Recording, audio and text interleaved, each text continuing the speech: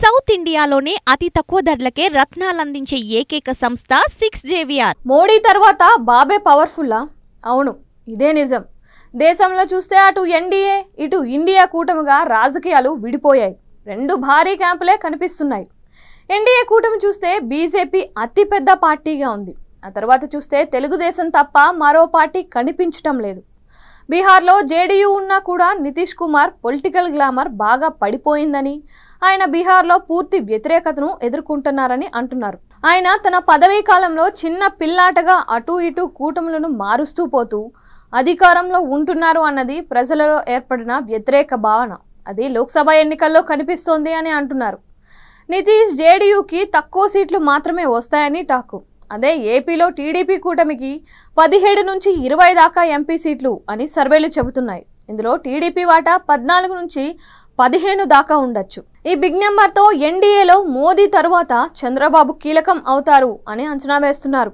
దాంతో బాబు జాతీయ రాజకీయాల్లో చక్రం తిప్పడానికి సరిపడా అన్ని అవకాశాలు ఉన్నాయని వినిపిస్తోంది.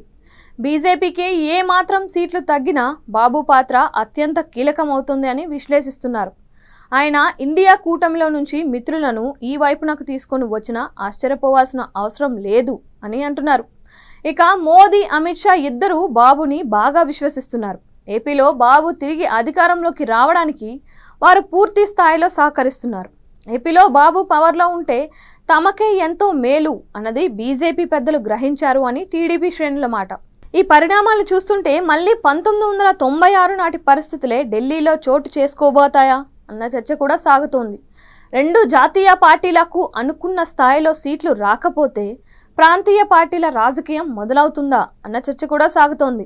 ఆనాడు ప్రాంతీయ పార్టీలను ముందు పెట్టి యునైటెడ్ ఫ్రంట్ అన్నదాన్ని బాబు శ్రీకారం చుట్టారు. ఇద్దరు ప్రధానులను కూడా ఆయన అలా చేశారు.